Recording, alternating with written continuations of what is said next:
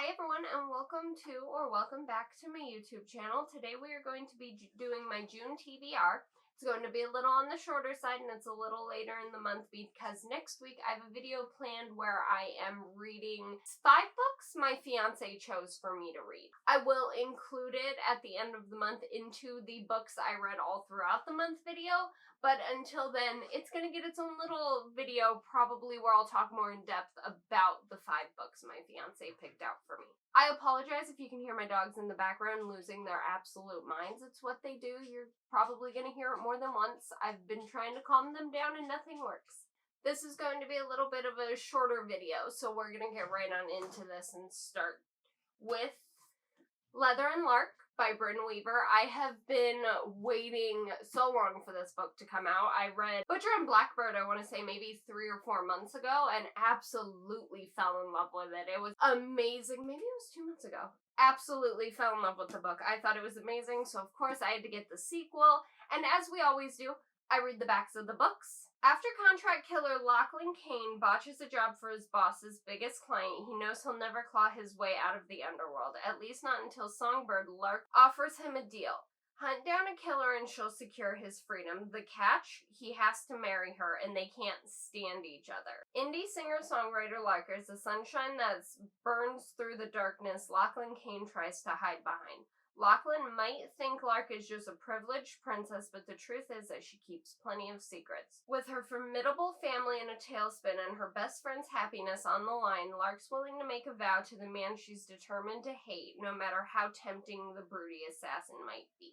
As Lachlan and Lark navigate the mission that binds them together, it becomes impossible to discern their fake marriage from a real one. But the restless ghosts left in their wake are only a few steps behind, ready to claim more than just newfound love. I'm so eager to read this.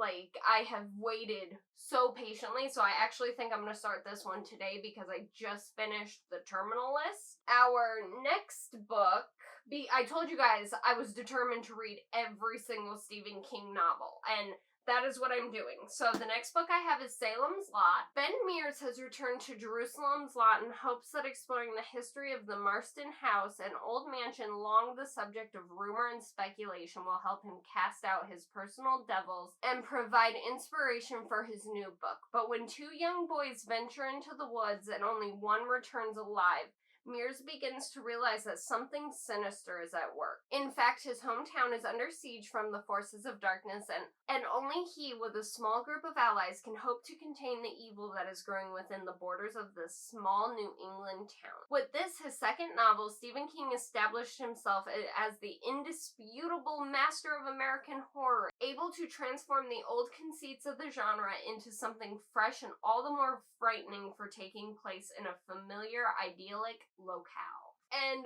with that being said, we move right on into our third book. That is The Stand by Stephen King. This is a hefty one, which is another reason I did such a short TBR this month, because this is a thick guy. And Stephen King's, text is not all that big, so I'm trying to give myself time, because my goal is to get through all of them. That's, fingers crossed, that's the goal. A patient escapes from a biological testing facility unknowingly carrying a deadly weapon, a mutated strain of superflu that will wipe out 99% of the world's population within a few weeks. Those who remain are scared, bewildered, and in need of a leader. To emerge, Mother Abigail, the benevolent 108-year-old woman who urges them to build a peaceful community in Boulder, Colorado, and Randall Flagg, the nefarious dark man who delights in chaos and violence. As the dark man and the peaceful woman gather power, the survivors will have to choose between them and ultimately decide the fate of all humanity.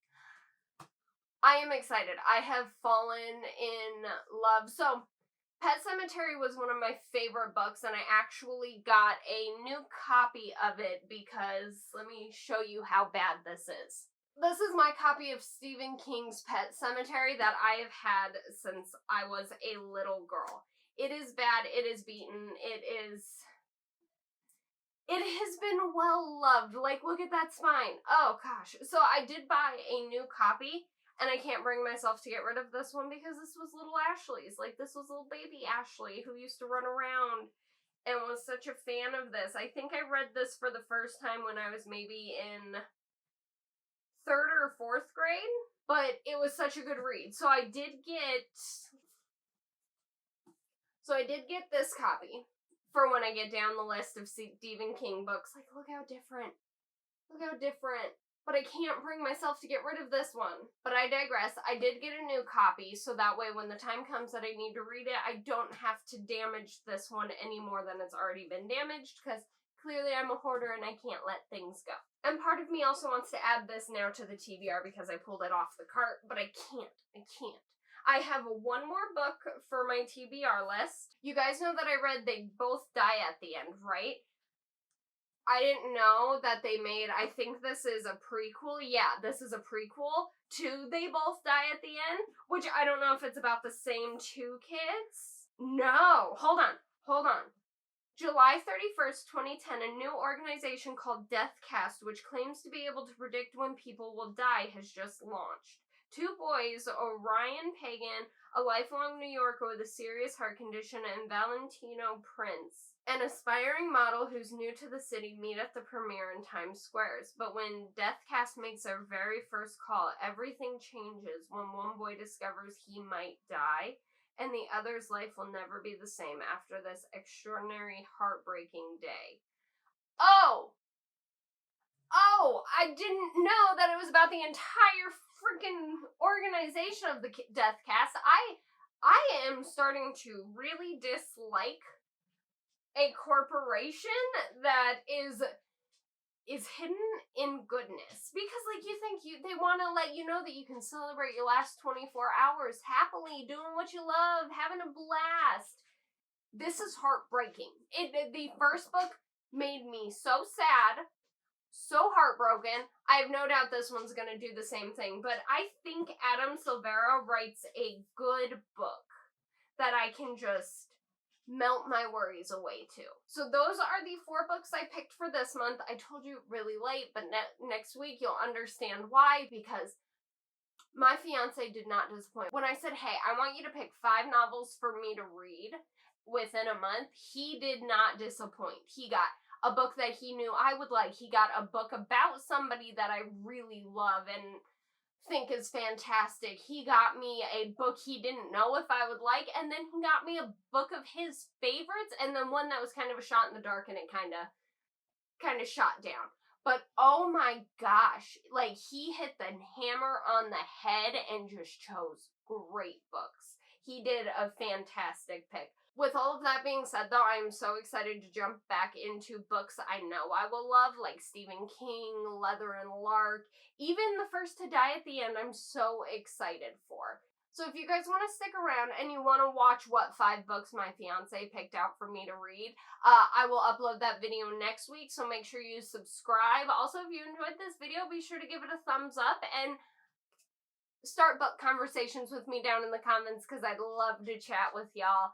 It's been so much fun getting back into reading. I'm so proud of the progress I've made. I actually put together 2 bookcases that are for my 2024 books that I've been getting through, and I'm so excited to continue adding books to it. I couldn't be more thrilled. But I do hope you guys enjoyed this video. I do hope you'll stick around on my reading journey. Oh, also started a Goodreads, so maybe I'll link that down in the description too, just in case you guys want to check out what I'm reading, even though this is probably the quickest way to figure out what I'm reading, considering I upload a short every time I start a new book.